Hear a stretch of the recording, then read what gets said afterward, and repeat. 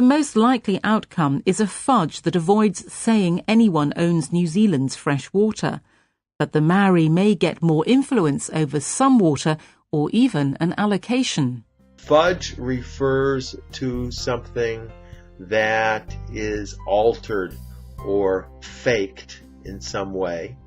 So it's not really what you originally thought it was or what it originally was. The idea of fudge actually comes from fudge, which is sort of a chocolate that gets mixed into a mold, and then it turns into little pieces of candy.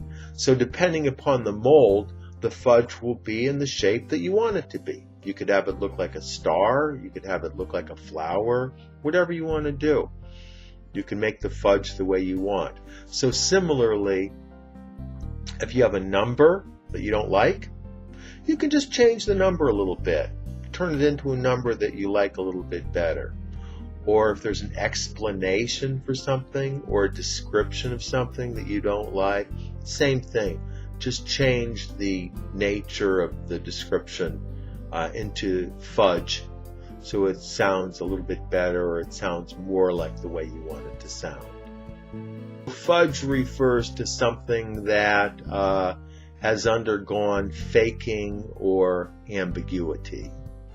Most often fudge is used as a verb, and most typically it's used in the sciences, where you know that you're supposed to get a certain result, and so you know that the numbers that you're reading are not the numbers that you want. So what you'll do is you'll just move the numbers just a little bit in the direction that you want them to go in, so that you get the results you're looking for. And this is actually a very big issue in science, because scientists will often do this unconsciously. You will unconsciously try to get the results that they want to get, and then this can end up distorting the analysis of what's actually going on.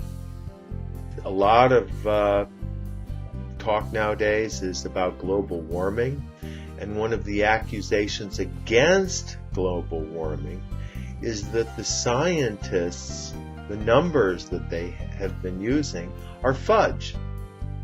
That there are original numbers there somewhere, but the scientists put these adjustments on the numbers so that the fudge numbers are really not very good representations of what's going on anymore.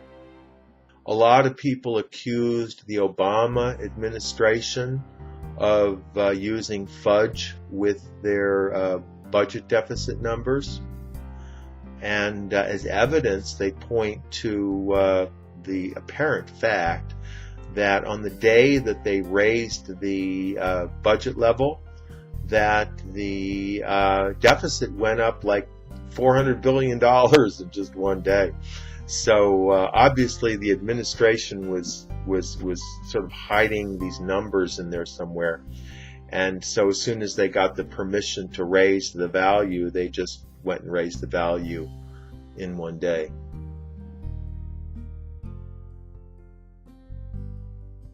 PIMCO's Total Return Fund lost the crown it has worn for 2 decades as the world's largest bond fund. It was usurped by Vanguard's Total Bond Market Index Fund, which had $117 billion in assets in April, compared with $110 billion in total return. To usurp means to take over something for your own use without rights to do that. Usually stepping on the rights of other people who were the true people who had the rights to use the thing. So usurp means to take something illegally or by force, or to take the place of something or someone illegally, to supplant, to encroach, or to infringe on someone else's rights. Back in the olden times, this was oftentimes used when talking about kings. Kings were supposed to have certain powers, and then oftentimes they would say that the king has usurped powers that were not justifiably his. For example, he usurped powers from the church, or he usurped powers from the noblemen or from the people, and he became a despot. He was very selfish, just thinking of himself. Similarly, usurp can be used in any number of different ways. If you have two farmers and you have a stream, one of the farmers may try to usurp the water rights for their own benefit and then cut out the other farmer, maybe even on purpose, just to run the person out of business. Those, to at least a certain degree, with in modern days, old-fashioned ways of usurping are not really done so much anymore. So usually usurping refers to rights that people might have. For example, if somebody has an apartment and they may think that they have a right to a perpetual lease of some type, which, who knows, maybe they do. But the landlord wants to get rid of them, so they would say that the landlord has usurped their tenant rights. Or similarly, the landlord might say that the tenant has usurped landlord rights, depending on which side you're on.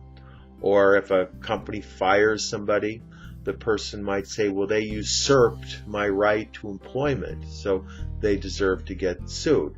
And then the company will turn around and say, well, they usurped our right to hire people and called hire and fire at will, and so our rights are being violated. Nowadays, with the internet, usurping copyrights is very common, because somebody can take a picture, they can stick it on their website, even if it's a copyrighted picture, and what is the owner going to do? They're going to chase down all the people that usurped their copyrights? Very difficult to do. There's also what's called fair use, where someone will borrow or appropriate a certain amount of copyrighted material, and where the owner of the copyright will say, well, you basically took the whole thing, and my rights have been usurped. ESL-fullsteamahead.com